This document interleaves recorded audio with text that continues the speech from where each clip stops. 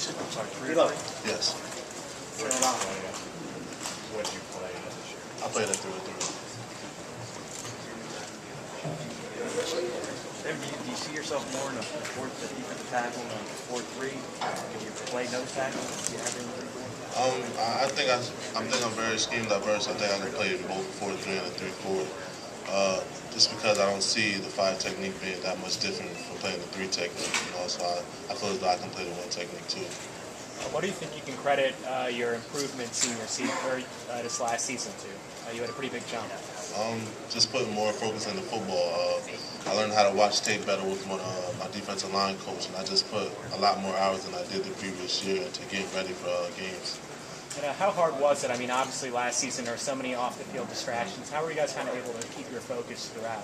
Well, like you said, it was very hard, but when we signed up to go to Penn State, we signed up to play football, and we let the off-the-field issues handle themselves, and we just focused on Saturdays.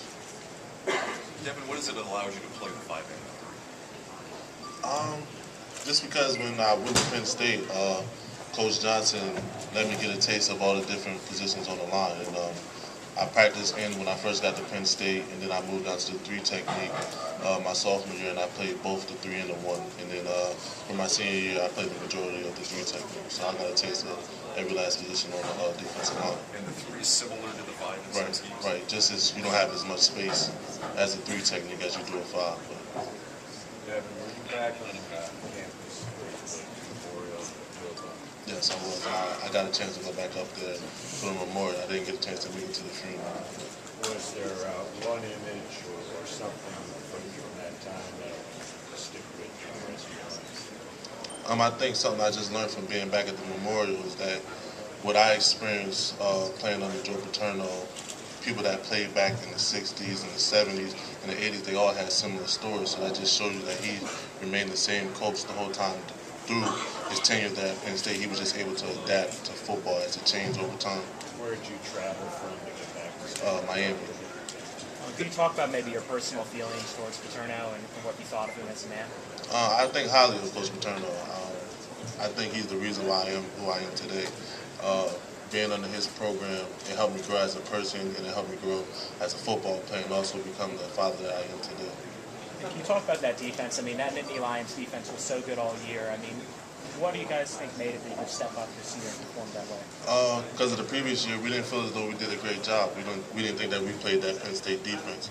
So we went into spring ball, we went to training camp. We wanted to make sure that we was known as one of the best defenses in the country.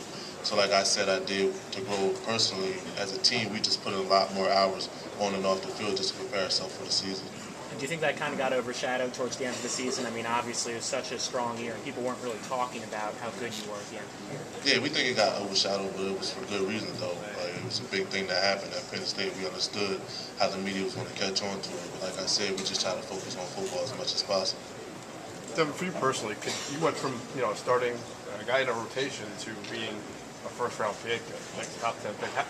What was the difference going from your junior year into your senior year that you developed into this great Big Ten player and then potential first-round pick? Because I think I had a very average year my junior year, and I don't strive for being mediocre. I try to be the best that I can be. So I put in a lot of overtime during the offseason just to prepare myself to be one of the best in the country for my senior year and make my mark at Penn State. Could you tell, did you know going into your senior year that you were ready to kind of really break out and explode? I kind of felt that after my bowl game my junior year when we played against Florida, and I thought I was able to play with the best of them because I played against a top 15 pick in their center. That right there just springboarded me into the following season.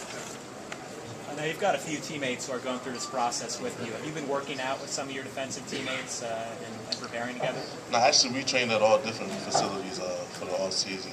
Right now, I train with mostly the University of Miami boys down in Miami at Pete Bomarito's, but we're spread all over the country. You still talk though? Or? Yeah, most definitely. How important was it for you to be healthy for most of the season? I know you're in the bowl game, you weren't, but for most of the season, I know earlier in your career that kind of probably stunted some of your development. It was big. I think just being healthy, my final 3 years at Penn State was big for me because I got a chance to actually get on the field and learn college football because the first 2 years really held me back.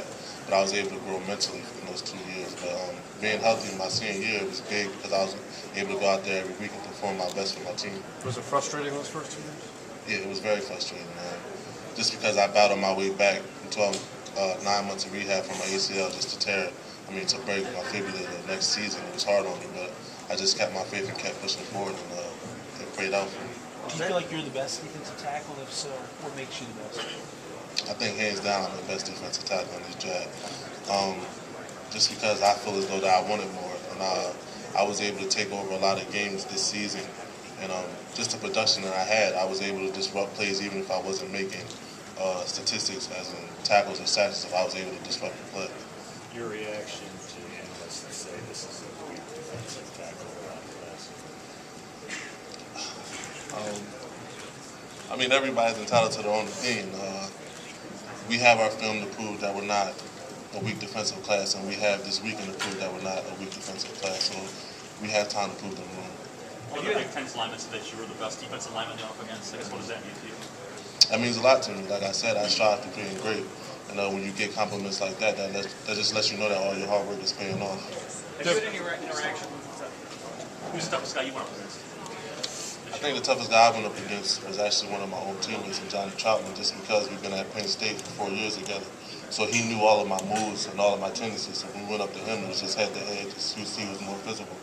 Have you had any interaction with Bill O'Brien or any reaction to him being hired? No, I haven't had a chance to talk to Coach O'Brien yet. Florida State because when I went up there for Jordan Memorial, he was preparing for the Super Bowl. So hopefully when I get back up there for Pro Day, I can have a chance to sit down and talk with him. Do you have any thoughts on him being hired from the Patriots? I think it was a great hire. The feedback that I'm getting from my former teammates said that he's a very enthusiastic coach and he pushes them to the limit. So I think that's what you want to see in the coach.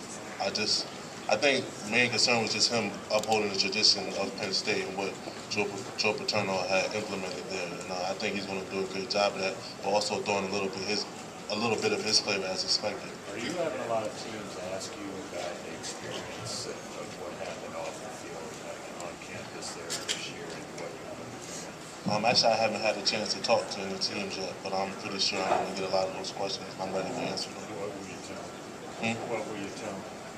What would I tell them? Yeah, I mean, what did you gain from that experience, if anything? I think just how to face adversity. You never expect adversity when you're going through life, but just because we was able to get through that and we was hit so hard, blindsided by it, and we was able to make it through, I think that all helped us grow as men and just help us get over challenges that we face in life. Devin, you've been on Twitter lately saying things like, that you're not in it for the money, you're not in it for the fame. You talk about your daughter a lot. I mean, do you feel like you have a different motivation maybe than compared to some other people about what drives you to want to be it? I think what drives me is that when I first started playing football, whenever I do something, I'm very competitive. I want to be the best at it. So when I got injured my 2 years at Penn State, a lot of people said that I wouldn't be the same player as I was when I showed up on campus. And I think that drove me just to prove everybody wrong. And to this day, I don't think I'm where I need to be right now. I want to make my mark in the NFL just as I did at Penn State and become one of the best.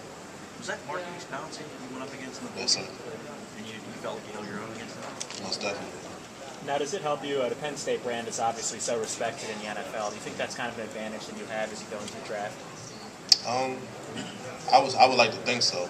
I think Coach Paterno really groomed us into fine young men. He let us understand what life is all about, and I think that puts us at an advantage over a lot of people because a lot of universities focus on just football, whereas Penn State focus on football, academics, and just groom you as a man. You mentioned Coach Johnson and his effect on you. Right. What that he's produced, there's been a lot of D linemen out of Penn State the last 10 years. What makes him a good coach? Because he's going to pull the best out of you.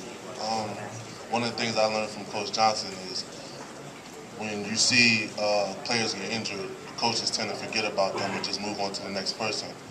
Unfortunately, I was injured 2 years back-to-back, which gave Coach Johnson every reason to go find the next D tackle out there and just move on. But he stuck by my side the whole time, and I think he pushed me harder than he did any other player there just because he wanted me to prove all my critics wrong.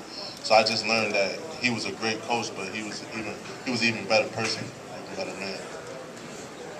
You feel like, father already, you've gone through many years at Penn State there, and gone through adversity, just with your injuries, then the Paterno thing, that you have probably gone through a lot Crimson more. Tide defensive tackle Josh Chapman, podium B. We're here in trying to impress other teams? I think, yeah, I've been through a lot as I've been at Penn State, but I think that just helped me grow mentally. It's helped me face a lot of obstacles that I've already faced and I'm going to face in the future. I don't know, I just think that it's going to benefit me a lot moving on. You're a confident young man. You went out against a lot of linemen who are here today, the offensive line from the Big Ten. Does your success against them contribute to that confidence? I think it contributes to my confidence. When I step on the field, I feel like I'm the best lineman on that field, and I'm going out there to try to prove it. But I also had the help of a lot of my teammates who freed me up a lot because of their play. So I wouldn't give all the credit to my confidence. I would give it a lot to game planning with the coaches, and game planning with my other teammates, and also the play of my other teammates.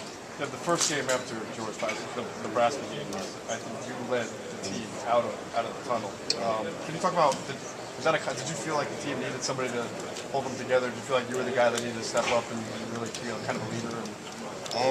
Just when I was sitting at home and I got the news of Coach Paterno being fired, and I heard a lot of speculations that the team was going to fall apart, that we wasn't going to play like a unit like we was doing before. So I felt as though I had to do something to show the team that we was going to stick together through this, and we had to show everybody else that we was going to stick together. So I felt as though the best thing to do was not run out of the tunnel differently as we did before, just to hold each other and just walk to the sideline. What did you kind of pass this along to the teammates? I told them before the game, and they decided they wanted to do it. Was Tom Bradley a big factor in holding the team together after Joe Pa's firing as he took over as the interim coach? Right, I think he was put in a difficult position.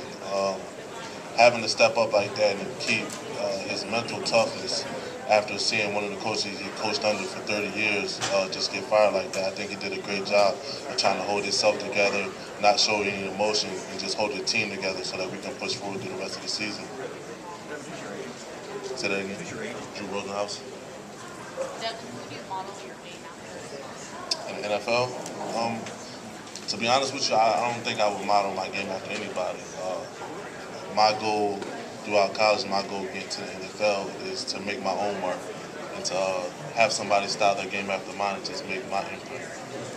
Do you think about Joe Paterno every day, and what do you think he'd say about the way you're going about your business right now? I think he thinks I'm doing a heck of a job. Like I said, he watched me grow as a boy into a young man. It was a big change.